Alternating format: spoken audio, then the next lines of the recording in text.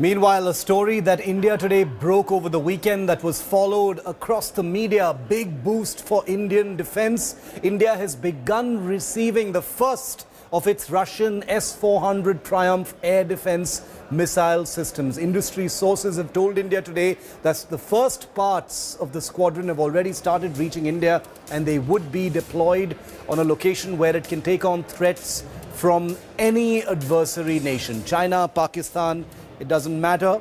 Sources also say that parts of the missile system are coming via both air and sea route and would be quickly deployed at designated locations. India Today can confirm that certain equipment is currently being calibrated, and by early next year, the first S-400 unit should be operational. The formidable S-400 is capable of targeting aircraft and incoming missiles at very long ranges. The system has already entered service in China and Turkey.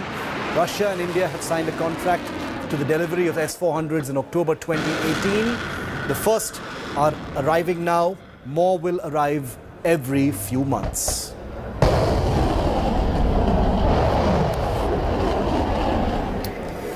Now, the game-changer S-400 air defense system has a strike range of about 400 kilometers, making it widely acknowledged as a truly formidable air defense system with a radar range in excess of 600 kilometers.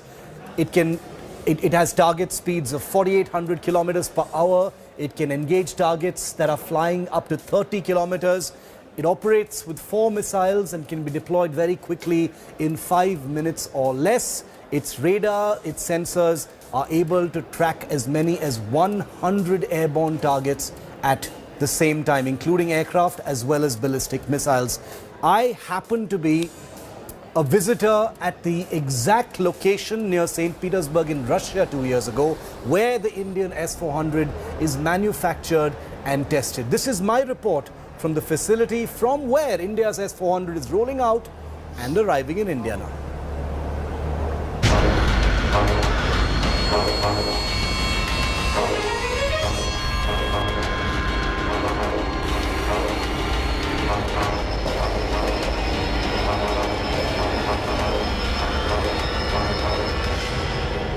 I'm standing inside the test facility of the location outside St. Petersburg where India's S-400 anti-air missile systems will be produced. This is the Northwest Production Center of the Almaz Ante, the concern that will be manufacturing the S-400 for India. Where I am right now, the first entry point that we've been brought to is the very important test center where every single element of the S-400, remember, it's not just the missile launcher, there are command vehicles, there are radar vehicles of every kind. Like the one behind me is a place where there is rain and dust simulation that takes place.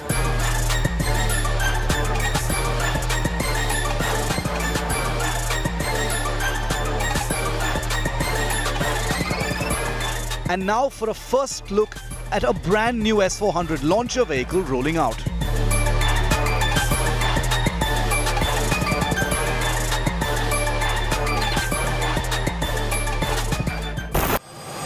So this fully constructed S-400 launcher system has just emerged from that cold simulation facility where very, very cold conditions are imposed on every single element of the S-400 that rolls out of the Almaz Ante Northwest Production Facility here on the outskirts of St. Petersburg.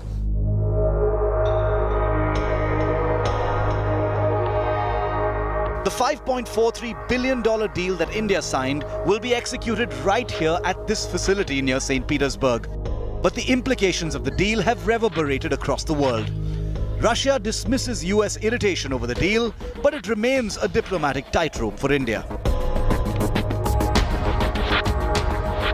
Now, there's a very good reason why the S-400 finds itself in the middle of all these diplomatic controversies. Because, make no mistake, there's absolutely no dispute over the capabilities of the S-400. I mean, this is an air defense system that is widely acknowledged by people and experts all over the world to be one of the finest air defense systems ever built, and certainly one of the finest air defense systems in operations today.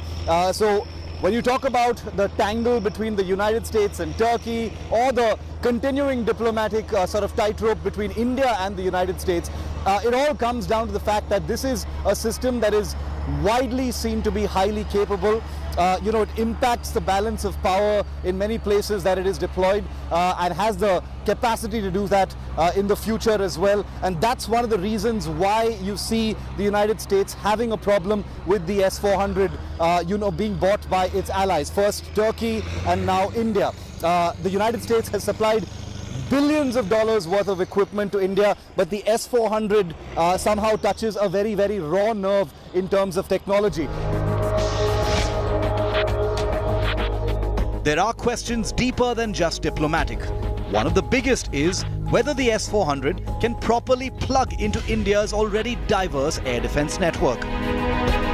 As we report from here at the Almaz-Antey production facility outside St. Petersburg, one of the big questions that remains slightly unanswered is this high capability system is going to be plugged into an air defense network in India that has been patchy at best. It has been ad hoc in many ways. There are still very, very many gaps. And while the S-400 will provide a great degree of cover across the country and provide protection against all manner of air threats, remember that India's air defense network has many other elements and many other systems as well. Bureau Report, India Today.